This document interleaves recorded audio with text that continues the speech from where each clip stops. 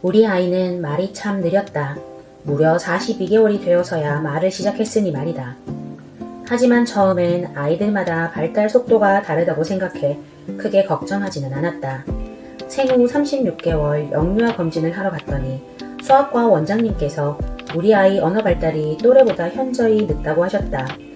1년의 유예기간을 두고 지켜보자고 말씀하셔서 그때 처음으로 우리 아이가 또래보다 말이 많이 늦구나 하고 인지했던 것 같다. 사실 아이가 언어 발달 외에 다른 영역의 발달에는 큰 문제가 없다고 생각했기 때문에 말이 늦는 것이 문제라고 여기지 않았던 것 같다. 42개월. 그러니까 우리 나이로 4살이 다 되어서야 말을 하기 시작하니 서툴고 어눌하게 말하는 아이가 엄마인 내 눈에는 그렇게 귀여울 수가 없었다. 발음이 부정확하니 이웃이나 문화센터에서 만난 아기 엄마들은 내 아기의 말을 거의 알아듣지 못했지만 나는 엄마니까 아이의 말을 다 알아듣고 피드백을 해주었었다. 아이는 유난히 돌아가고 회전하는 물체에 특별한 관심을 보였다. 자동차의 바퀴, 로봇 청소기의 바퀴, 자동차의 와이퍼, 핸들 등 좋아하고 관심을 보이는 대상이 협소하고 굉장히 뚜렷했다. 내가 유치원에서 만났던 수많은 아이들은 그렇게 곤충에 열광했었는데 말이다.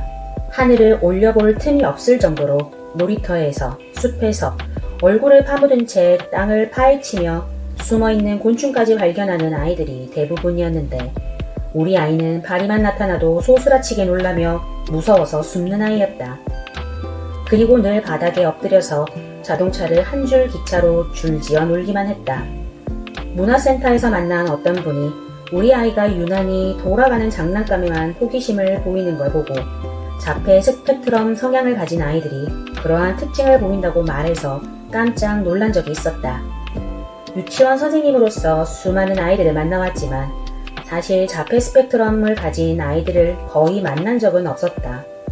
그 말을 듣고 대학 때 보았던 특수교육 전문 서적을 뒤지기도 했다.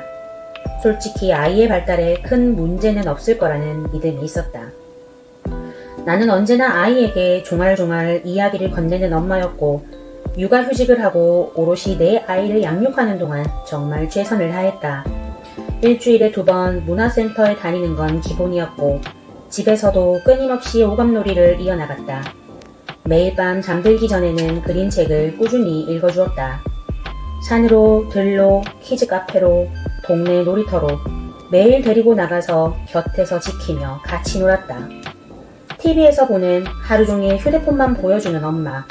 나는 그런 엄마가 아니었다. 그런데 왜 우리 아이는 말을 늦게 하는 것일까? 해가 바뀌었고 아이는 5살이 되었다. 어린이집을 하원하고 그 앞 놀이터에서 놀고 있었다.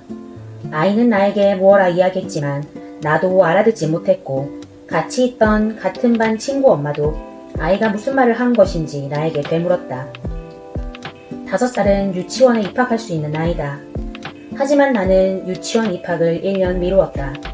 이유는 아이의 언어 발달 문제가 가장 컸다. 친구들과 의사소통을 하려면 알아들어야 하는데 그렇지 못한 단어가 너무도 많다고 생각했기 때문이었다. 내가 5살 반 담임이었을 때 만났던 한 아이가 떠올랐다. 그 아이가 7살이 되어 다시 만났을 때도 말이 또래보다 어눌해서 친구들과 어울리는데 어려움을 겪던 친구였다. 우리 아이 언어 발달 검사를 받아와야겠다는 결심이 들었다. 결과는 역시 아이의 발음은 또래보다 늦다고 나왔다. 다행히 다른 발달 정도는 평균이라고 하셨다. 언어 치료를 반드시 받아야 되냐는 나의 질문에 언어 치료사가 말했다. 요즘 아이들은 굉장히 빨라요. 우리가 어릴 때랑은 많이 다르죠.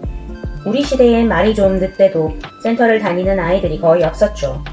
하지만 요즘은 성장도 성숙도 예전과 달리 굉장히 빠른 시대예요. 친구 사이에서 의사소통이 가장 중요한데 아이가 하는 말을 친구들이 알아듣지 못한다면 사회성 발달에 문제를 일으킬 수도 있겠죠. 친구들과의 관계 맺기에 어려움이 생길 수 있다는 말을 듣는 순간 나는 언어 치료를 받아야겠다는 결심이 들었다. 남편은 깜짝 놀라며 무슨 언어 치료냐고 노발대발했다. 아직 어려서 그렇지 시간이 지나면 저절로 괜찮아질 거라는 주장이었다. 남편의 반대를 무릅쓰고 일주일에 2번 언어센터를 다니기 시작했다. 언어센터에서는 아이의 부정확한 발음의 이유가 아직 혀 근육이 온전히 발달하지 않은 탓이라고 하셨다. 리을을 발음하려면 혀 끝으로 입천장에 닿을 수 있어야 하는데 아이는 혀가 입천장에 닿지 않는다고 하셨다. 그래서 아이는 입천장에 초코를 묻히고 혀 끝으로 갖다 대는 연습을 꾸준히 했다. 언어센터를 다닌 지 4개월쯤 지났을 때 아이는 드디어 혀 끝이 입천장에 닿기 시작했다. 하지만 혀 근육이 발달했다고 아이의 발음이 금세 괜찮아지는 것은 아니었다. 나는 그렇게 2년 가까이 언어센터를 다니게 될 줄 몰랐다.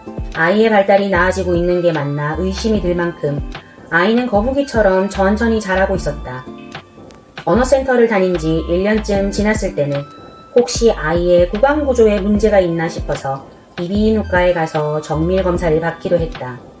설소대는 괜찮다고 했다. 생각지도 못하게 아데노이드가 비대하다며 당장 제거 수술을 받자고 했다.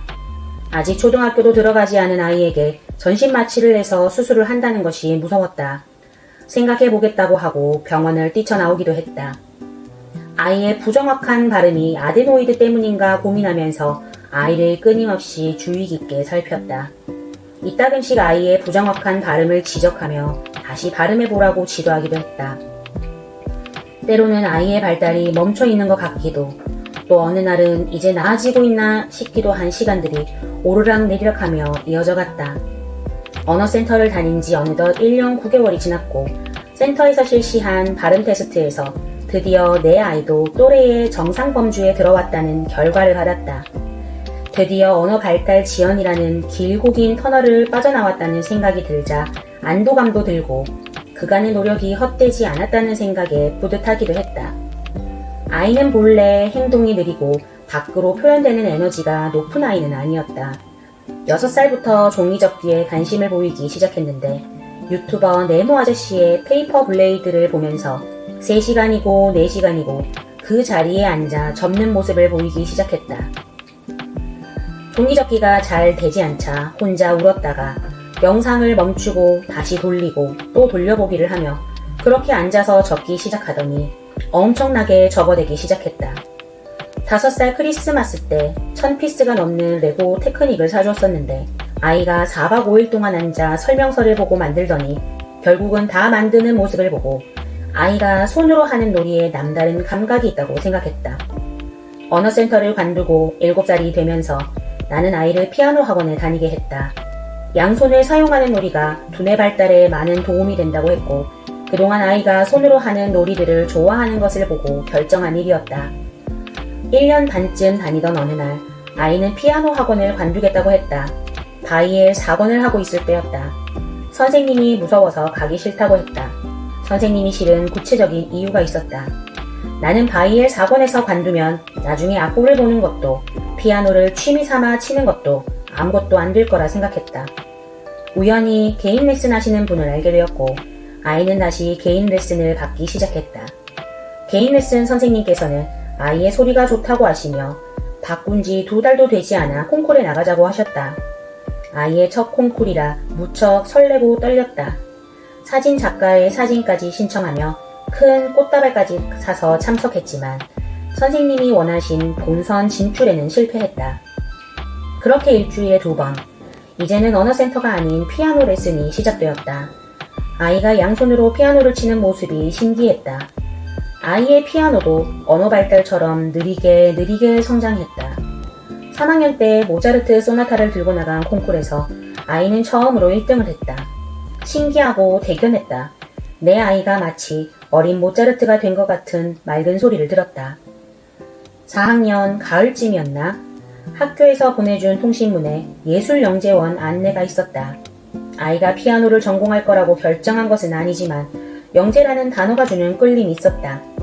도전해보고 싶었고 아이에게도 의견을 물었다. 만약 합격하게 되면 매주 토요일 피아노와 관련된 수업을 받으러 가야 하는데 해보겠냐고 했더니 아이는 흔쾌히 도전해보고 싶다고 이야기했다. 영재원 테스트는 생각보다 까다로웠다.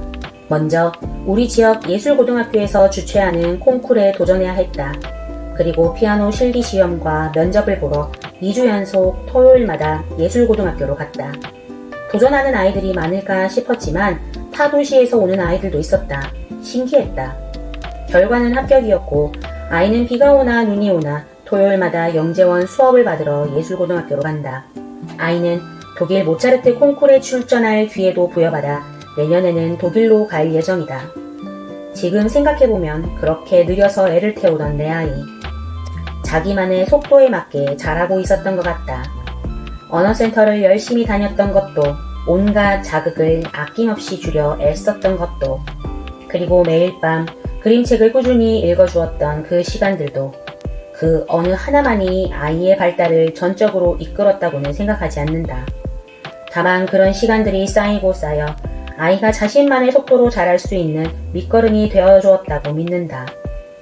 어쨌든 나는 아이의 늦은 발달을 애써 외면하거나 아이들마다 발달이 다르다며 합리화하지 않고 적절한 시기에 적절한 도움을 받도록 애썼던 것은 지금 생각해도 잘한 결정이었다고 생각한다. 아이는 결국 자신의 속도대로 자라는 것 같다.